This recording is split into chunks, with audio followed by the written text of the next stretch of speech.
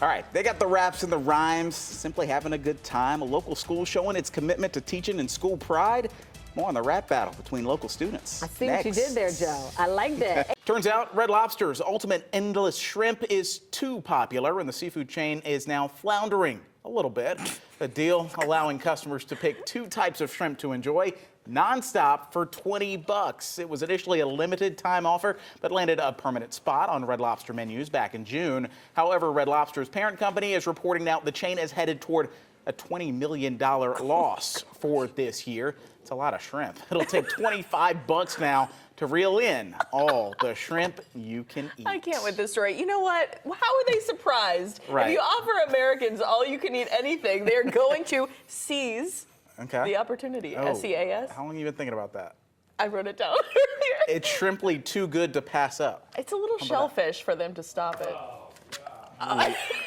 We're upsetting everyone in we're studio. drowning in puns up here. Melissa, save us. Please save us, Melissa. And we've got meteorologist Melissa Nord, Jerry filling in for Crash today on traffic. Guys, it's not even the holidays yet. We're seeing backups like this. What is going on? And parking lots closing down there. Remember that? Right, on Monday. Right. That's going to be a mess. You're already tracking a mess, but first, it's beautiful weather-wise. Let's just get that out of the way. Friday and the weekend look great. Good news. Let's be positive on a Friday. It is up to some students in Fulton County to give a thumbs up or thumbs down on some new recipes for their school meals. About 160 students from across the district, including these kids from Haynesbridge Middle School, came out to the Fulton County School District office for this special food challenge. The kids did a taste test and then voted on some potential new school meal recipes. The district will review the vote and plan to add more student-approved dishes for breakfast and lunch. Are those like gyros and wings I'm seeing? What? They've gotten so fancy since we were in school. I mean, we look forward to Chicken Fingers Day on Friday. I was a square pizza girly. Square pizza, Give me that square chicken pizza. wings. I'll take that. A little spaghetti midweek. It really pumps your week up. But,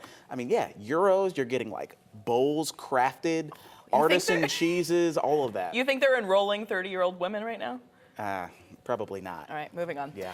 Let's take a look now at what's coming up tonight on 11 Alive News at 5. Gen Zers are cutting back on spending. New data showing the high cost of living is a barrier to their financial success. We're breaking down 3 simple ways Gen Z can learn to manage their money wisely.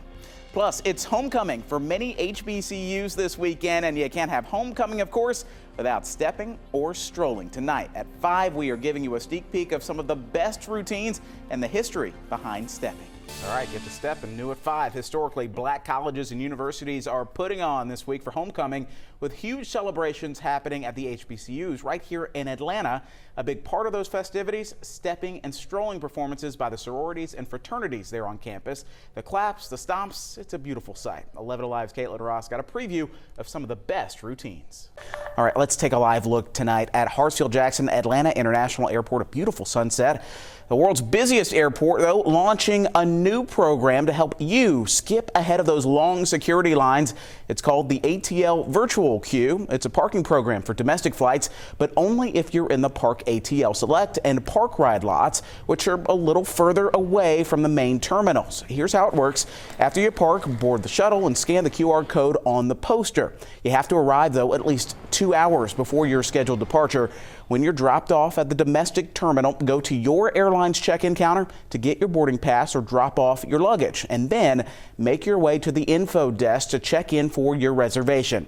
You'll get escorted to an expedited line for faster TSA screening, and just like that, you are on your way. No extra fees apply. Tonight, Fulton County's Task Force on Reparations, the findings on slavery's impact in the county, plus details on the research that will help the county make decisions about potential revenue. Welcome back. The Fulton County government is investigating whether to pay reparations from all the money made from slavery and from decades of injustices since then. This week, the Fulton County Task Force on Reparations saw the results of groundbreaking research. Our John Chirick has that story. Pilots showing off their skills at the longest-running air show in the region. After a 2-year hiatus, the DeKalb Peachtree Airport hosted their much-loved Good Neighbor Day air show at Open House today.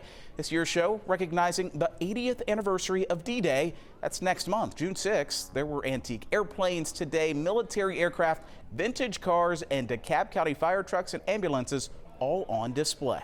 All new tonight, we are learning the ins and outs of a tense rescue mission in war-torn Ukraine. Just days ago, a special team from the Georgia Aquarium helped transport 2 beluga whales across Europe to safety. Miranda and Plombier were stuck in an aquarium in Kharkiv, Ukraine, with bombs dropping just a few hundred meters away. Their rescue involved a 12-hour drive through an active war zone and a chartered plane. Teams from Spain, the Georgia Aquarium, and SeaWorld all worked together to make this happen. Now the whales are at home in Valencia, Spain, much to the relief of their new caretakers. All right, you mentioned credit cards there, and if you're like me, you may have overspent a little bit on some of the holiday gifts. So, Ted, what happens if you do have that credit card debt piling up from the holidays?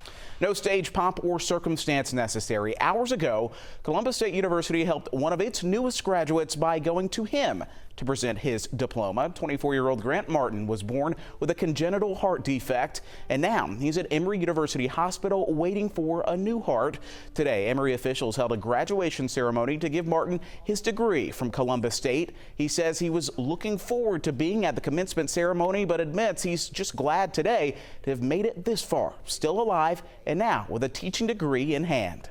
Martin says once he is able to get his new heart, he's looking forward to doing what he calls the job he's supposed to do, educating young minds in the classroom. Favorite grill food for me, I'm going hamburgers. Yeah, I'm a burgers and dogs kind of guy. I like the corn on the cob on the grill. Ribs don't hurt either. That does it for us at 6. We'll see you back here at 11.